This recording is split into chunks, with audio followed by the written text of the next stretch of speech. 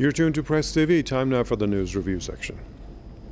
Russia says its forces have launched massive strikes on all front lines in Ukraine, and that after Kiev said that its military has made huge gains in its counteroffensive in the country's southern and eastern regions.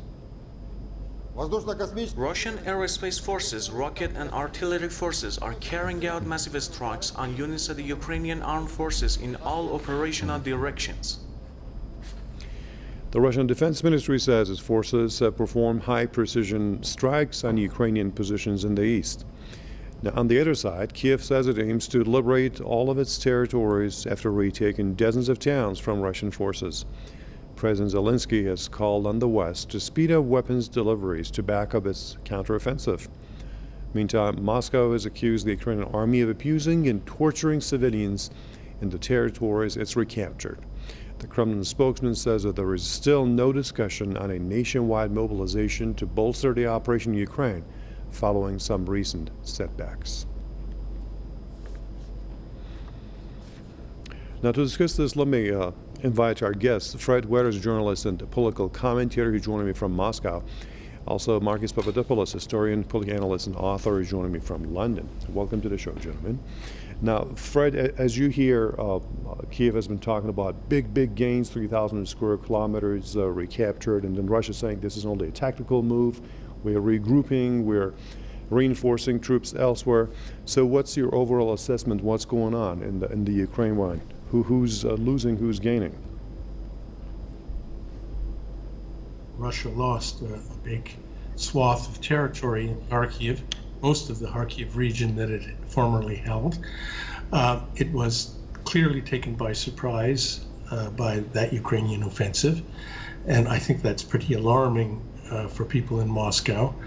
On the other hand, they did manage to pull out of those territories more or less in an orderly way. I think there might have been some disorderly aspects to it, but I mean, the Ukrainians say they ran away like bunny rabbits, but the flip side of that is that they did get away.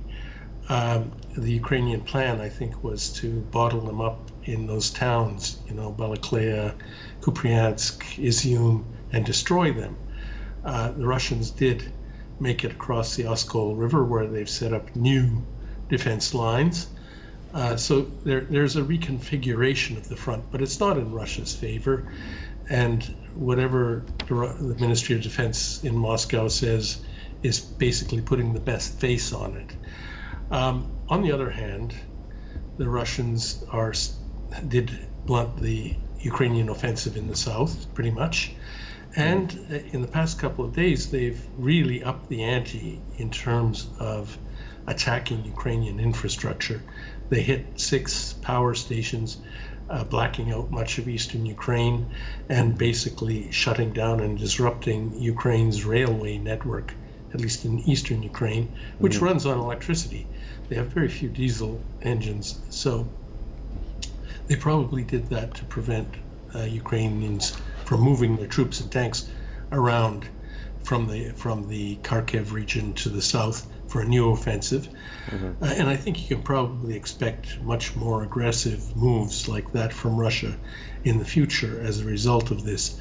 The debate in Moscow seems to be that Russia hasn't been aggressive enough in prosecuting this war, and that they're going to take the gloves off and get rougher. Okay, now Marcus, 7-8 months passed, and you know both sides have made some gains and definitely some losses. So is it really worth for Moscow and their stressing authorities of the Kremlin that the operation in Kremlin will achieve its stated goals? What are those goals, and do you anticipate that Moscow will achieve them? What we have witnessed over the last few days in the Kharkov region is the Ukrainian army execute a very successful counter-offensive which exploited a Russian weakness in the region, namely insufficient numbers of Russian soldiers to defend the area. Accordingly, the Russian army in Kharkov was not outmaneuvered or outled or outgunned or outfinanced. Rather, the Russian army was outmanned. That is why I say, firstly, Russia retains the initiative in this war, and secondly, Russia will emerge victorious. Because the weakness I have already cited, which accounts for the success of the Ukrainian army in the Kharkov Oblast, namely insufficient numbers of Russian soldiers, is a weakness which the Kremlin can remedy very, very quickly. The Kremlin can deploy 50, 100, 150, 200,000 more soldiers to Ukraine within a very short period of time. And if that was to happen, then there would be more than enough Russian soldiers to defend the very substantial part of Ukraine which the Russian army has captured. And the Russian army would also, bolstered by new numbers, would also be able to go on the offensive, for example, in the Nikolaev region and in the Odessa region. And if, and I emphasize if, there was even a remote chance of the Russian army being defeated in Ukraine, then the Kremlin would either conduct a full mobilization or a partial mobilization, which would see enormous numbers of Russian soldiers sent to Ukraine. Remember, the Kremlin can mobilize if it needs to, if it is compelled to, millions and millions of soldiers for the Russian army. Now, Russia doesn't need to mobilize such an enormous force, but what I am saying is that the Ukrainian counteroffensive will not change the eventual outcome of the war. The Ukrainians have achieved a tactical success. The Russians carried out a tactical retreat by which most of their men and armor were redeployed safely. But again, Russia retains the initiative, and the weakness which the Ukrainians exploited can be very easily remedied by the Russians. Okay, Fred, given all what's happening, is it worth for Russia to go on with this war? It's definitely costly for both sides. Is it really worth it? What's it trying to achieve? I don't think that question will arise in Moscow. I mean, we can ask it, and I'm an old peacenik. I think most wars are futile, and I'm not really personally very keen about this one. But I think the Russians have their strong reasons. And they are not going to back down on it. The debate here in Moscow right now, in the wake of this rather humiliating setback, is that they should introduce some kind of mobilization. The right-wing hawks are very much in the mainstream and in the driver's seat in this debate. They point out things like, the Russian army just participated in war games in the Far East. They had 50,000 men, regular army forces. That's like 75 BTGs with full equipment, aviation, the whole thing.